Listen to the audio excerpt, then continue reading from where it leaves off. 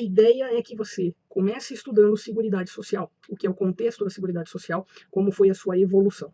No caso da Seguridade Social, a gente precisa pensar um pouquinho, primeiro, o que é a Seguridade Social, para quem é a Seguridade Social, né? Como é que ela funciona. A Seguridade Social ela é algo que serve simplesmente a uma política de governo ou, de fato, é alguma coisa que nós necessitamos e necessitamos muito. Por que a gente pergunta o que é a Seguridade Social? Logo aqui na primeira aula, eu queria trazer algo um pouco muito para a prática, né? Nós, quando trabalhamos registrados, principalmente, que pegamos lá o nosso holerite, o nosso recibo de pagamento, nós olhamos para aquele recibo de pagamento e, em geral, eu pelo menos sempre me assustei com o valor que era recolhido, o valor que era descontado do meu salário referente a INSS, referente à Previdência Social. Previdência Social, que é um dos subsistemas da Seguridade Social. A gente vai ver aqui que a Seguridade Social ela é formada por 3 subsistemas: a saúde, a assistência social e a Previdência Social. E a Previdência Social é um destes ramos, então, que compõe a Seguridade. E a Previdência Social, ela é algo de contribuição obrigatória. Ou seja, todos nós que exercemos uma atividade remunerada precisamos contribuir obrigatoriamente para a Previdência Social. Assim como nós temos uma gama diversa de contribuições que são destinadas ao financiamento da Seguridade. E a gente vai ver mais para frente. Afinal de contas, eu preciso contribuir para a Previdência? Será que eu não posso deixar de contribuir? Por que este conceito de contribuição obrigatória? Por que uma Seguridade Social? Então, a ideia hoje é que a gente coloque para você o porquê essa Seguridade Social. Na verdade, nós somos o motivo da Seguridade Social. A nossa proteção contra os riscos, contra as contingências sociais, é que é o objetivo da existência de uma Seguridade Social. E aí, quando nós colocamos assim, nós somos razão, eu penso na sociedade como um todo. E você vai ver que, por conta da sociedade estar protegida, a sociedade toda é chamada a contribuir. A verdade é que nós vivemos num ambiente com muitos riscos à nossa saúde. Nós vivemos num planeta que pode ser considerado um planeta doente. Não só um planeta doente no sentido de poluição, no sentido de guerras, de conflitos, mas um sistema que leva as pessoas dentro dos seus métodos de produção, mas também dentro do modo de vida atual e das grandes sociedades, nós temos um risco que é colocado às pessoas e estas pessoas, quando ocorre este risco, podem ficar sem capacidade de trabalho. Preste bastante atenção, porque depois nós linkamos isso com o preâmbulo da nossa Constituição Federal, que fala lá de valor social do trabalho. Então é importante que você já relacione os riscos sociais, esta sociedade de risco global que nós temos hoje, com a Constituição Federal. A Constituição Federal determina o quê? Que nós somos uma sociedade solidária, que nós buscamos a justiça social, e que um dos princípios básicos, ao lado da dignidade da pessoa humana, é o valor social do trabalho. Então veja que muitas vezes isso é falado de forma jocosa, na brincadeira, de que o trabalho dignifica o homem. As pessoas levam um pouco na brincadeira. A questão é que isso é o que está na Constituição. O trabalho dignifica o homem, porque eu tenho os 2 fundamentos básicos: a dignidade do ser humano e o valor social do trabalho. O trabalho enquanto base que, na sua ausência, fere a dignidade da pessoa humana. E é exatamente por isso, para que, no momento de ausência de trabalho, e, portanto, numa deficiência de remuneração, que entra a proteção da Seguridade Social, neste caso aqui, na parte de previdência. Mas, num outro ponto, também numa parte de assistência social. Já a saúde evoluiu bastante. A saúde, desde a Constituição de 88, é universal, ou pelo menos deve ser universal. Se nós estudarmos a saúde um pouco mais a fundo, nós veremos que, muito embora sempre temos uma crítica contra o Sistema Único de Saúde, sempre temos algo a melhorar. Se você comparar com o sistema que nós tínhamos antes do Sistema Único de Saúde e que não era universalizado, verá que, muito apesar das críticas, apesar de não termos atingido os objetivos, ainda há uma melhora em relação ao que existia antes. Então, a Seguridade Social, ela entra como um meio de proteção contra todos os riscos possíveis dentro de uma sociedade com riscos à saúde, riscos à vida, riscos ao trabalho. Dentro desse contexto, a gente precisa pensar o seguinte: nós temos, dentre estes riscos, as enfermidades, a carência econômica, que não necessariamente tem a ver com as enfermidades, pode simplesmente ter a ver aí com as dificuldades e distribuição de renda, nível de pobreza mesmo, e aí a assistência social vai ajudar bastante, tá? Mas eu tenho uma forte tendência, em função de enfermidades, de acidentes e inerentemente de idade avançada, numa diminuição da capacidade do trabalho. Eu posso ter uma redução ou perda da renda. Essa renda que é o que serve de base para o sustento e a sobrevivência do indivíduo e da sua família. Então, quando tudo isso acontece, para onde se socorre? A palavra é solidariedade. Solidariedade, que é algo que você encontra na nossa Constituição, mas que muito antes de estar na Constituição, quando nós olhamos o histórico de evolução, não só da seguridade, quando nós olhamos o histórico de evolução das sociedades, nós vamos encontrar formas de solidariedade no passado. Essas formas de solidariedade, elas são necessárias. E muita gente diz o seguinte, basta se esforçar um pouco mais, né? O fulano está com uma dificuldade, basta ele se esforçar um pouco mais que essa dificuldade será superada. Acontece que, às vezes, o esforço individual, ele não basta para a superação da necessidade. O esforço individual, ele pode não ter o retorno rápido o suficiente para que aquele indivíduo ou a sua família consigam ultrapassar sem problemas de sobrevivência, sem problemas de fome e de saúde, aquele momento de dificuldade. E é nessas horas que entra a solidariedade. É claro que a solidariedade ela aparece de vários modos. Ora, lá no passado, quem era responsável pela ajuda aos necessitados? Nesse contexto de pessoas atingidas pelos riscos inerentes à vida, por exemplo, os acidentes, a doença, a morte, o desemprego, né? O desemprego no sentido de não ter um meio de trabalho para a sua sobrevivência. A família, sim, a família sempre é um instrumento de apoio. Agora, além da família, nós temos outros sentidos que podem ser dados para a solidariedade.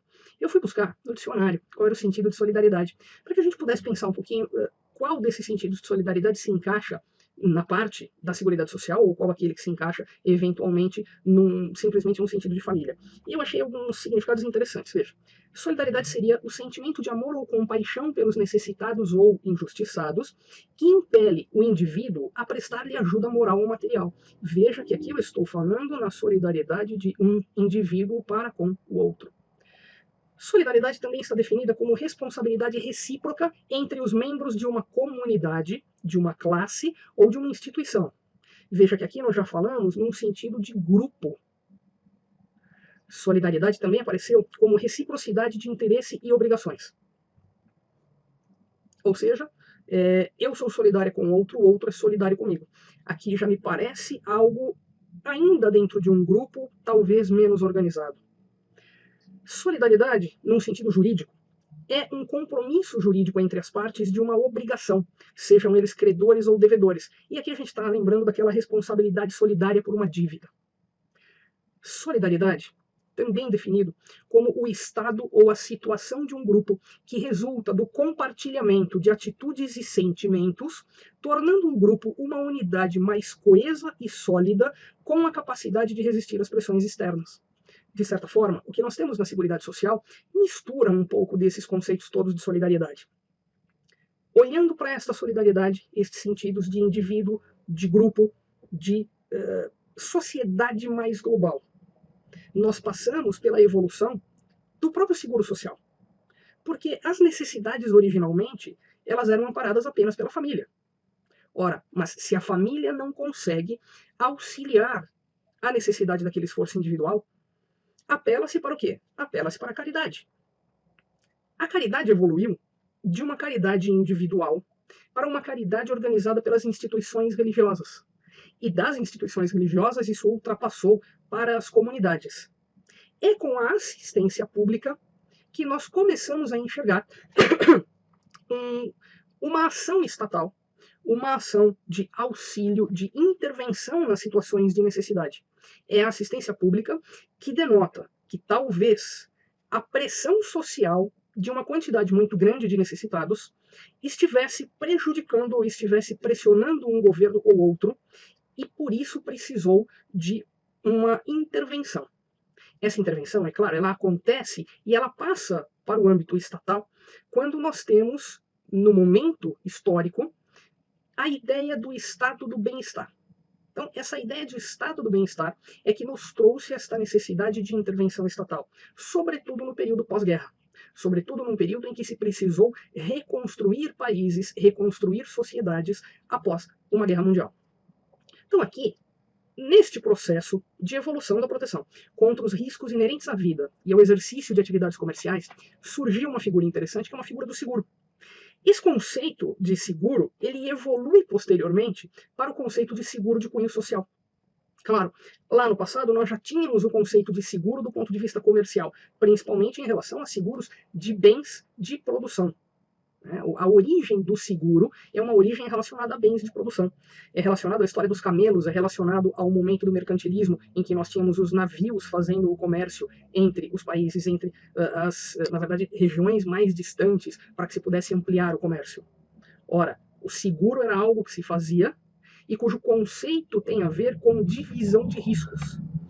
Quando você faz um seguro, você, na verdade, se reúne a outras pessoas que possuem o mesmo interesse e que estão sujeitas ao mesmo tipo de risco, e você se cotiza junto a estas pessoas para, em conjunto, fazerem frente ao risco em comum.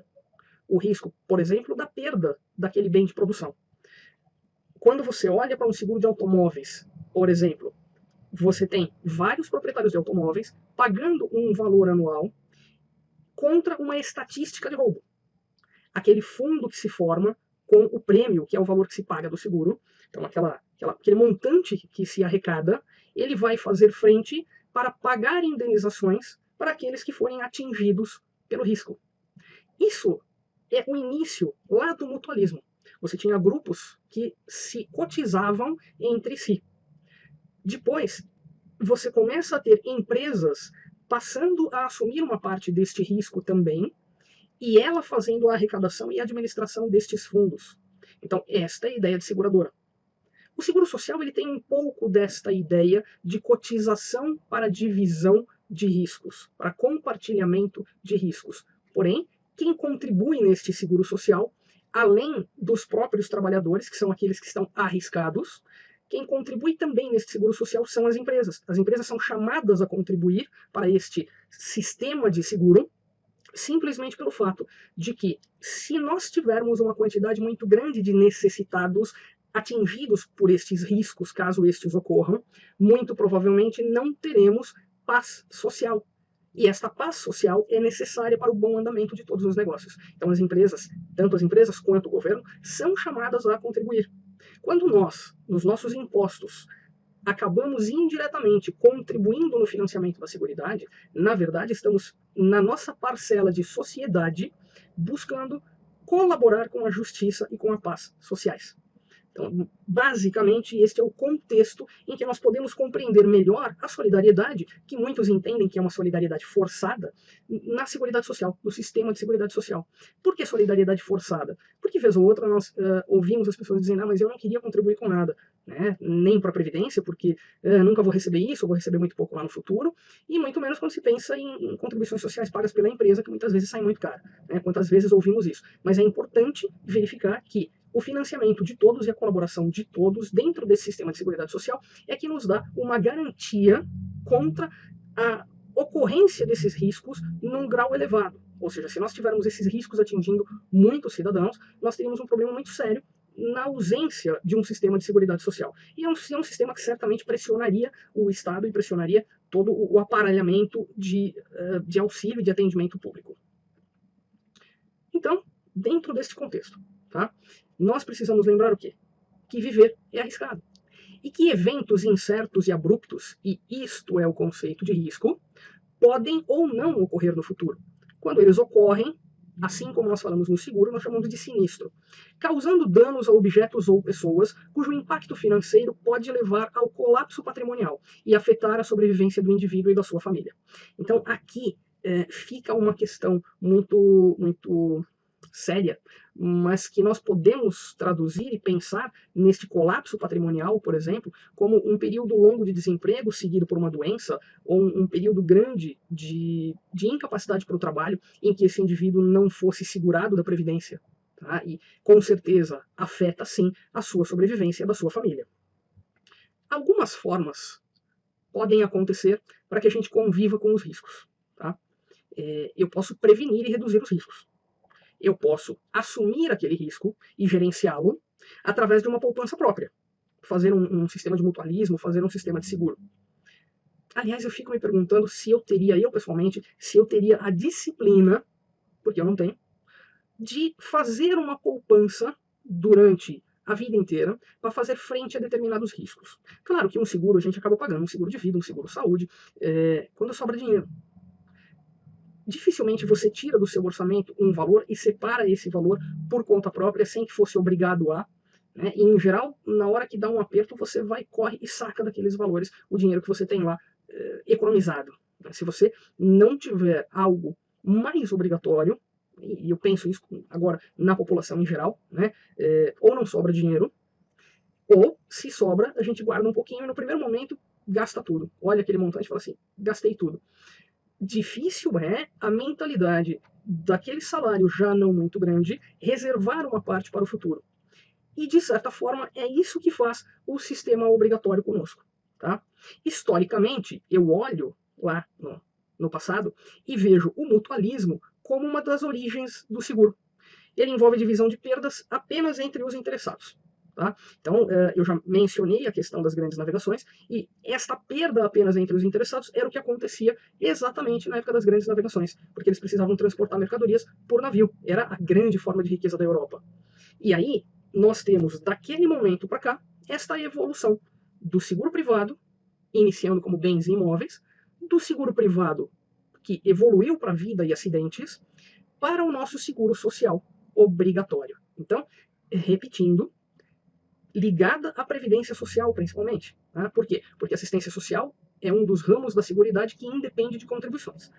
E a saúde é um dos ramos da Seguridade Social, cuja universalidade é a característica básica. Agora, para aqueles que exercem uma atividade remunerada, nós temos o seguro social obrigatório. Qual é a função do seguro social obrigatório? Olha, daquele montante que você tem de remuneração, considerado um limite mínimo e um limite máximo, que é o teto de cobertura deste seguro, será descontado um valor na fonte, ou você será obrigado a fazer as suas contribuições. Aí nós temos alguns contribuintes individuais que precisam fazer essa contribuição, mas é importante que você entenda o quê? Não dá para pensar naquele conceito de vou poupar se sobrar dentre os meus gastos. Né? O conceito é, sua remuneração é X, deste X você separará, reservará obrigatoriamente determinado valor para o custeio da sua previdência, para o custeio da seguridade. E este tanto que foi repartido, que foi separado, será administrado por uma seguradora ligada ao sistema de previdência do país. No caso aqui, nós temos estes valores administrados atualmente pela Receita Federal, tá? Sempre foi relacionado aí com o INSS, agora a Receita é única, então isto é administrado pela Receita Federal, mas com a destinação ao pagamento de benefícios do sistema de previdência. Então, acho que aqui a gente consegue mostrar esta questão. Tá? É uma modernização daquela ideia de cotização entre os interessados. Okay? Então, aqui a ideia é fazer frente ao risco dos bens comuns ao grupo. Agora você já não tem mais fazer frente aos bens comuns. O bem aqui, principalmente, é a força de trabalho. Vai perceber, estudando o direito previdenciário, que o valor máximo protegido é a capacidade de trabalho, mesmo naquelas situações de uma aposentadoria por idade. O que se busca sempre é a substituição da renda do trabalhador no momento em que ele é atingido por uma das contingências sociais que estão cobertas pelo sistema de previdência. Então aqui, pense sempre na contribuição previdenciária como o seguro social obrigatório. Tá bem? Acho que aqui a gente consegue. Nessa aula eu separei para você, deixei até aqui no slide para que você veja, eu separei para você um material de leitura complementar. É um material de leitura que é o início da minha dissertação de mestrado, onde eu falo muito desta evolução do sistema protetivo, da evolução dos sistemas de seguridade social, para chegar na Seguridade Social. Então, tem exatamente essa evolução histórica, evolução da proteção social no Brasil, quais são os direitos fundamentais sociais que estão lá na Constituição Federal, isso é interessante, algumas características do sistema de seguridade social no Brasil. A gente já está vendo alguma coisa agora, mas eu acho interessante que você leia. Lógico, o objetivo aqui é te colocar rápido no sistema. Daqui a gente já vai partir para alguns conceitos mais concretos que você vai usar no exercício da advocacia, na sua atuação do direito previdenciário, mas todo este contexto é muito importante, principalmente no momento em que o mundo todo vem falando em reforma previdenciária, né? Não é só o Brasil que vem falando nisso, mas aqui o objetivo de fato é te dar esta introdução. Tá? Chegando num ponto mais concreto desta introdução, relembrando que nós temos 3 ramos: a assistência social, a saúde e a previdência social. A assistência social nós estudaremos mais para frente, principalmente por conta do benefício de prestação continuada da Lei Orgânica da Assistência Social, que é conhecido como LOAS, que muitas vezes é confundido com o benefício de aposentadoria por idade, que é um benefício previdenciário. Então a gente precisa fazer a diferenciação disso. E também porque obter este benefício de prestação continuada, muitas vezes, tem um grau de dificuldade que faz com que o cidadão procure um advogado para auxiliá-lo. E como muito provavelmente você pode trabalhar com isso, nós vamos falar deste benefício também. Tá?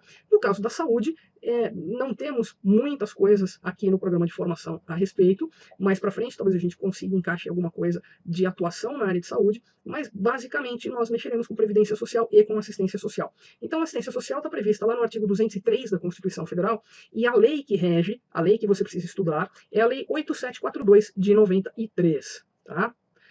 A saúde, ela está nos artigos 196 a 200 da Constituição Federal, e a lei que você precisa estudar é 8.080 de 1990. No caso da Previdência, nós temos, e aqui eu deixo apenas os três principais, porque ultimamente nós temos muitas leis em paralelo. Nós temos a Lei 8.212 de 91, que é a lei de custeio. E nós temos a Lei 8.213, que é a lei de benefícios. Ora, o Decreto 3.048 de 99, ele vem regulamentar em conjunto a legislação previdenciária. Tome algum cuidado, porque a legislação tem mudado muito, tá? De 2014 para cá, a legislação previdenciária mudou muito. Quando for consultar, eu sugiro que toda a sua consulta seja feita pelo site do Planalto. Tá? Então, essa é uma observação importante. Tente fazer a sua consulta pelo site do Planalto.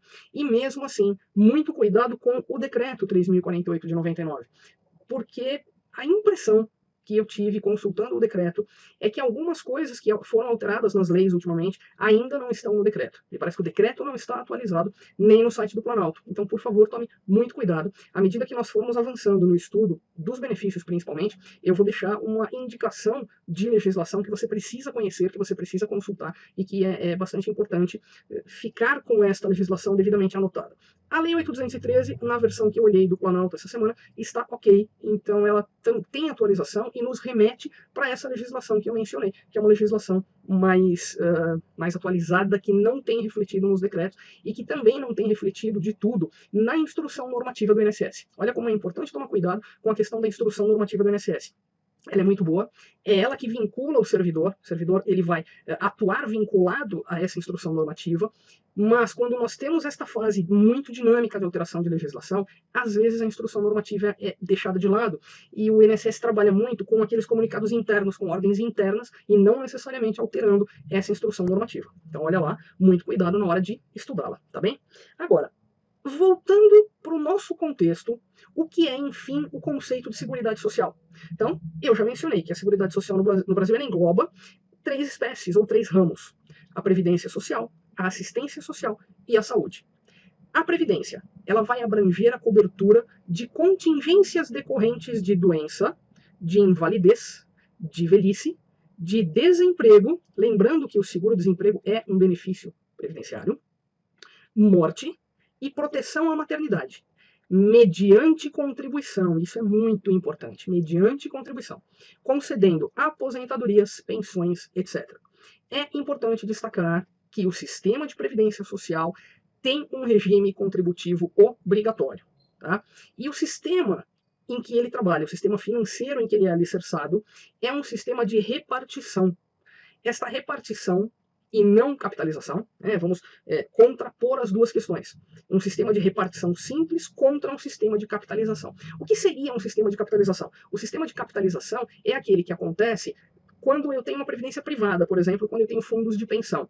O sistema de capitalização eu consigo comparar com uma poupança, por exemplo. Se a gente pegar uma poupança, a poupança é um sistema de capitalização. Eu poupo numa conta própria e esta poupança eu vou guardar. Eu tenho lá uma conta no meu nome que será guardada para o futuro. O sistema de repartição, por outro lado, é um sistema em que o básico, de novo a solidariedade, tá? O básico desse sistema é uma solidariedade entre gerações. E talvez esse seja um dos grandes problemas da sustentabilidade apontada para o sistema previdenciário atual. Esta solidariedade entre gerações, ela acontece de que forma? Aquelas pessoas que estão na ativa, ou aqueles que estão exercendo hoje atividade remunerada e, portanto, contribuindo obrigatoriamente para a Previdência, contribuem hoje, e este valor mensal de contribuição é que é utilizado para o pagamento daquelas pessoas que já estão aposentadas. É como se eu não tivesse um fundo de reserva. E quando se aponta os problemas de sustentabilidade, é exatamente nisso que se pensa. Quando se chama a inversão da pirâmide, ou seja, a inversão da quantidade de pessoas. Antigamente, olhando para o desenho de uma pirâmide, nós tínhamos o quê? Olha, se você olhar uma pirâmide aqui, você pensa numa quantidade muito grande de pessoas aqui na base trabalhando e contribuindo, e numa quantidade menor de pessoas aposentadas, em que o dinheiro destas pessoas mensal consegue contribuir para esses poucos aposentados. A nossa pirâmide, na verdade, hoje, ela tem esta base já menor, e eu já tenho uma quantidade maior aqui. Tá mais parecendo um vulcãozinho, né? Essa visão de vulcão fica parecendo que o sistema vai implodir. Então acho que este medo acho que essa visão é boa para você entender um pouquinho o medo de implosão social, de implosão de sustentabilidade no sistema que o governo tem, tá? Já a assistência social, falamos da previdência, do sistema de repartição simples versus capitalização. Capitalização é o que eu tenho na previdência privada. A assistência social é um outro ramo. Ela vai atender o quê? Primeiro, ela não depende de contribuição. Exatamente porque ela tem por objetivo atender os hipossuficientes econômicos. Então, estes hipossuficientes econômicos, estas pessoas de baixa ou baixíssima renda, através da assistência social, recebem pequenos benefícios. Quando nós dizemos que esses benefícios são destinados àqueles que nunca contribuíram com o sistema, né, toda vez que eu coloco isso aqui, eu coloco de propósito, porque muita gente diz exatamente isso, que a assistência social, que o benefício, por exemplo, do LOAS, o benefício de prestação continuada da Lei Orgânica da Assistência Social, ele é um benefício daqueles que nunca contribuíram para o sistema, ou seja, nunca trabalharam, nunca tiveram uma contribuição obrigatória ou até não contribuíram como facultativo. Isso, na verdade, é uma mentira. O que existe muitas vezes é alguém que já contribuiu, sim, mas que, ou por ter trabalhado na informalidade há muito tempo, ou por ter sido atingido por um risco, uma contingência social, e não estar protegido, não tinha carência, você vai estudar aqui ao longo do curso que tem vários motivos para que essa pessoa possa não ter atingido o direito a um benefício. E aí, ele cai aonde? Ele não atinge o direito ao benefício, mas ele não necessariamente é alguém que nunca contribuiu para o sistema. Ele pode sim ter contribuído durante muito tempo. Então me incomoda quando as pessoas dizem que a assistência social atinge apenas aqueles que nunca contribuíram para o sistema, porque dá a impressão de que são pessoas acostumadas e esperando uma ajuda do governo que talvez não devesse acontecer. Tá? E a área da saúde, que é a área que abrange as políticas sociais e econômicas destinadas a reduzir os riscos de doenças e outros agravos, proporcionando proteção e recuperação do indivíduo. Aqui eu chamo alguma atenção, porque muitas vezes, quando se fala em previdência social, se fala que a previdência social, um dos riscos ou contingências cobertos pela previdência é a doença. Isto é uma impropriedade. A previdência social, ela não protege contra a doença. A previdência social não tem uma função de curar ninguém. A previdência social, na verdade, protege contra as consequências que podem advir de uma doença no sentido da incapacidade para o trabalho, mas não a doença em si. A doença é protegida pelo ramo da saúde, não pelo ramo da previdência social. Então isso é importante que fique bastante claro para você. Aí, só fundamentando toda esta nossa questão de seguridade, de conceito de seguridade, nós temos o artigo 194 da Constituição Federal. É o 194 que define o que é Seguridade Social. Então, a Seguridade Social compreende um conjunto integrado de ações, nem tão integrado assim na prática, de iniciativa dos poderes públicos e da sociedade. Veja como eu tenho aqui a questão da solidariedade já amarrada na definição de Seguridade Social do 194. Destinadas a assegurar os direitos relativos à saúde, à previdência e à assistência social. Os objetivos desta Seguridade Social, deste sistema, são aqui, olha. Universalidade da cobertura e do atendimento. Veja que são duas coisas. Universalidade da cobertura, a gente pode colocar aqui que é o quem. Ok? E do atendimento, nós podemos colocar aqui que é o quê. Então, quando você for estudar os princípios da Seguridade Social, você vai ver que a universalidade de cobertura, tá, e de atendimento, eu tenho uma ampliação da cobertura previdenciária e um atendimento de que riscos e para que riscos. Esta universalidade fica relacionada e talvez limitada, tá, dentro deste princípio aqui, que é o da seletividade e distributividade na prestação dos benefícios e serviços. Por quê? Universalidade seria maravilhoso, mas para que se consiga esta universalidade, é preciso que a questão orçamentária esteja muito bem resolvida. Ora, se a questão orçamentária não está bem resolvida, nós precisamos do quê? Nós precisamos do princípio da seletividade, que vai escolher, ou seja, vai colocar uma questão de prioridade em qual risco ou qual benefício deve ser concedido em detrimento de outro. Qual risco precisa ser protegido em detrimento de outro. É uma questão de selecionar as situações mais graves para exatamente contexto de valor social do trabalho, dignidade da pessoa humana e justiça social. Então, sempre com estes objetivos master da nossa Constituição. Tá? E a distributividade na prestação dos benefícios e serviços tem a ver o quê? Também do para quem. Um exemplo bom para se colocar nessa situação é você prestar atenção que nós temos dois tipos de benefício previdenciário que são destinados ao quê? Ao segurado de baixa renda.